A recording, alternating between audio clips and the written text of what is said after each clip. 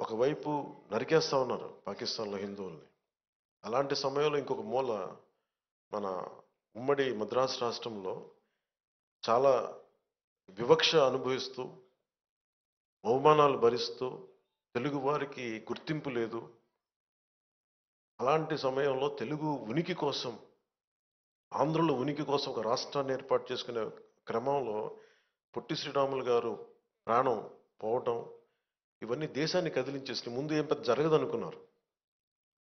నెహ్రూ గారు అన్నది కూడా ఏంటంటే, అసలే రాష్ట్ర విభజన జరిగిన ఈ పరిస్థితుల్లో మళ్ళీ ఈ ఈ వివక్ష ఏంటి, మళ్ళీ కూర్చోబెట్టి భాషా ప్రయుక్త రాష్ట్రాలు దేశాన్ని ఎలా కలిపించాలి అనేది ఆయనది. ఒకవైపు ఏమో వాస్తవం ఏంటంటే, ఇక్కడ మీరు సంబంధం లేదని చెప్పేసి వివక్ష. వీటి మధ్యలో రాష్ట్ర నాయకులు కానీ దేశ నాయకులు కానీ ఎంతో నలిగిపోయి, ఆయన కూడా ఎందుకు ఆయన మీద కోపం అందరికి, ఎందుకు రాలేకపోయారు, ఎందుకు శవాన్ని మోయడానికి ఎందుకు రాలేదంటే కోపం అన్నమాట. ఆయన వదిలేస్తే కొద్దిమంది ఘంటసాల గారు లాంటి పెద్దలు కానీ వీళ్ళందరూ వచ్చి, అంటే నలుగురు మన రాష్ట్రం కోసం ఏర్పడిన వ్యక్తికి శవాన్ని మోయడానికి, పాడి మోయడానికి నలుగురు కూడా కనా కష్టాలు పడాల్సి వచ్చిందంటే నిజంగా అది గుండె కదిలించేసింది.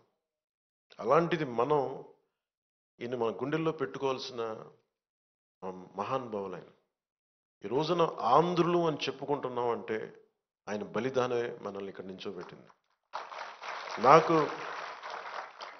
చాలాసార్లు రకరకాలుగా ఉంటుంది. ఒకసారి ఆంధ్రప్రదేశ్ విడిపోయి మన భాషా ప్రయుక్త రాష్ట్రాలు జరిగిన తర్వాత మనకి ఒకసారి మన కర్నూలు రాజధానిగా ఒక డేట్ పెట్టాం. తర్వాత మళ్ళీ మనకి తెలంగాణ రాష్ట్రాన్ని విలీనం చేసి ఉమ్మడి ఆంధ్రప్రదేశ్కి ఏర్పడిన ఒకటి మళ్ళీ విడిపోయిన తర్వాత ఇవన్నీ మొన్న చాలాసార్లు క్యాబినెట్లో మాట్లాడుతూ ఉంటే గౌరవ ముఖ్యమంత్రి గారు చంద్రబాబు నాయుడు గారు చెప్పింది, ఆయన ఆత్మార్పణ దినాన్ని మనం చాలా ఘనంగా జరుపుకోవాలి. ఇంకా సమయం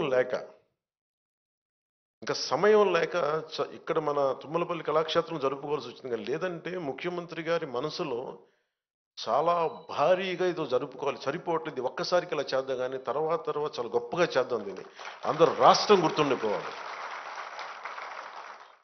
అంటే ఆయన త్యాగం ఈ రోజున మనందరం కూర్చొని ఈ రోజున మన ఆంధ్రులు అని చెప్పుకుంటున్నాం.